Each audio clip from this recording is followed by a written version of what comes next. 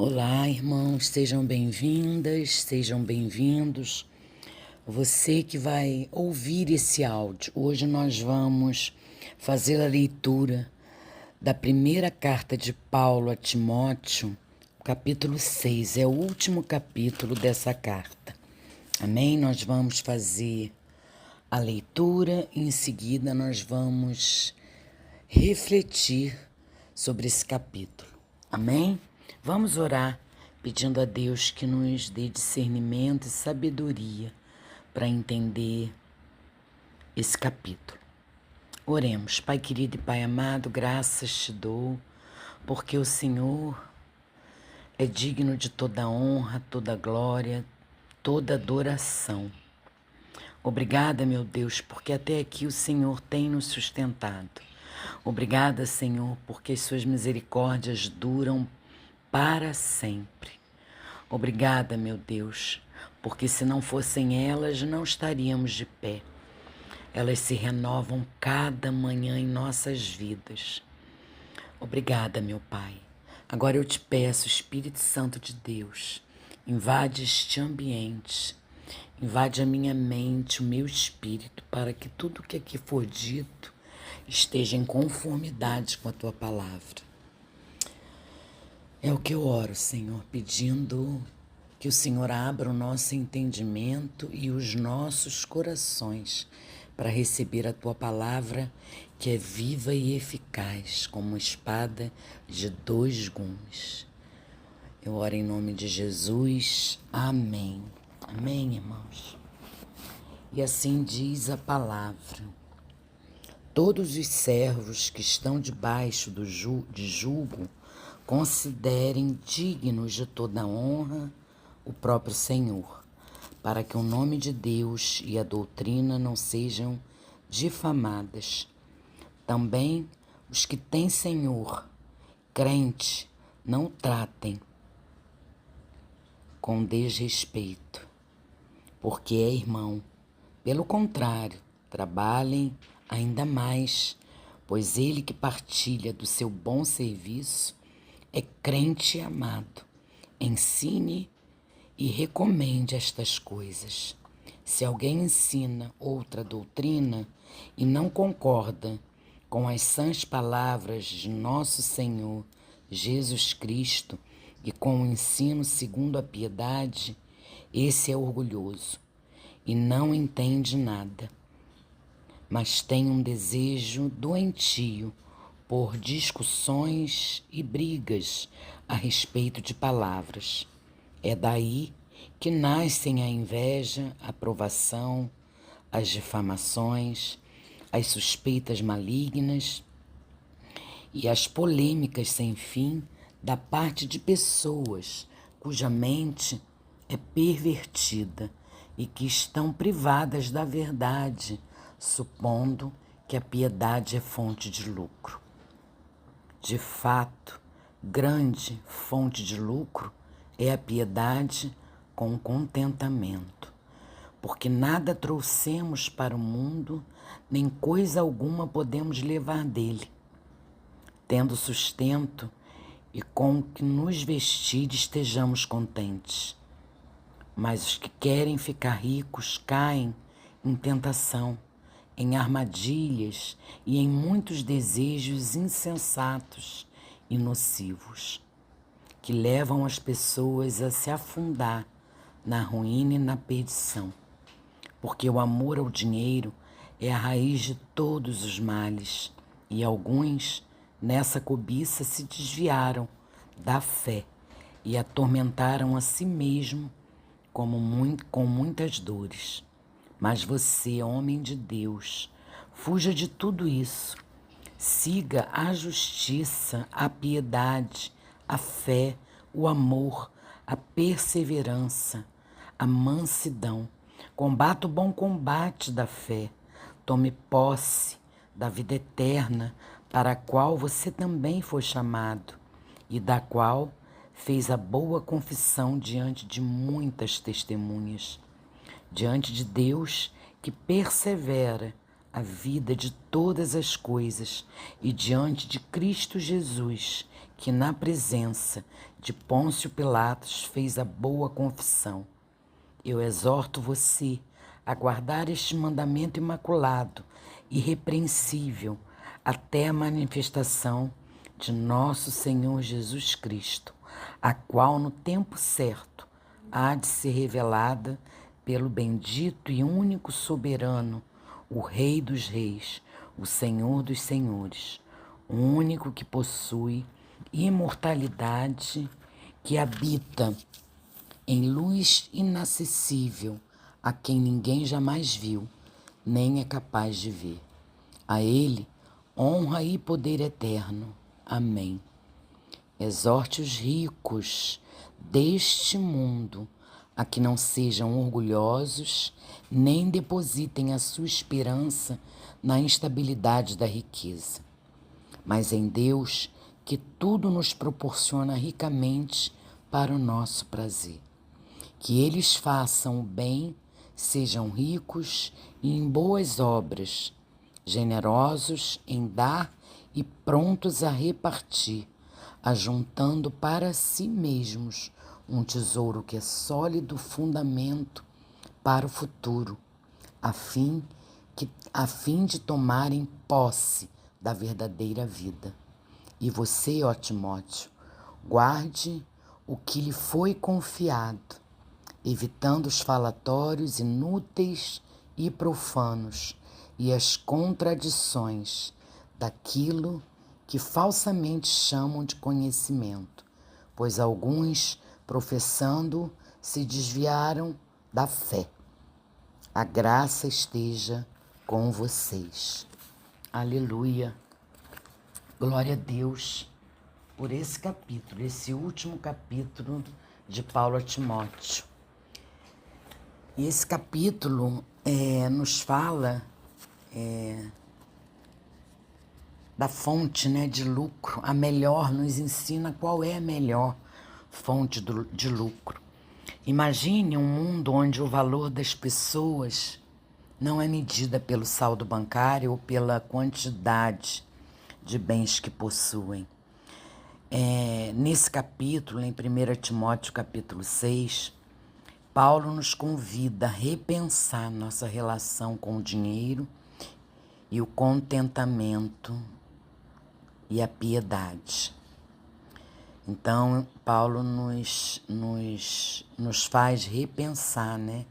Qual a relação que a gente tem com o dinheiro, com o contentamento e com a piedade. Nesse capítulo, ele aborda questões fundamentais que ressoam até hoje, como qual é o verdadeiro propósito da riqueza, como equilibrar a ambição e a espiritualidade sem perder a fé, e talvez o mais importante, o que realmente significa viver uma vida rica. Em um tempo marcado por distrações, irmãos, e falsos mestres, Paulo orienta Timóteo a combater o bom combate da fé, a proteger o depósito da verdade e a guiar outros na busca por valores eternos. É isso que Paulo ensina a Timóteo e nos ensina também. O contraste entre a fragilidade da riqueza material e a solidez das riquezas espirituais é o tema central desse capítulo. Como ele afirma, né? Pois nada trouxemos para este mundo e dele nada podemos levar. Está lá no versículo 7. Seja você alguém em busca de respostas sobre como administrar seus recursos, ou alguém que luta contra as pressões de um mundo materialista. Esse capítulo oferece uma perspectiva radical e transformadora. Nós precisamos, irmãos, buscar essas respostas de como administrar os nossos recursos, como mordomos no Senhor, com sabedoria, e como devemos, lutar contra as pressões de um mundo materialista.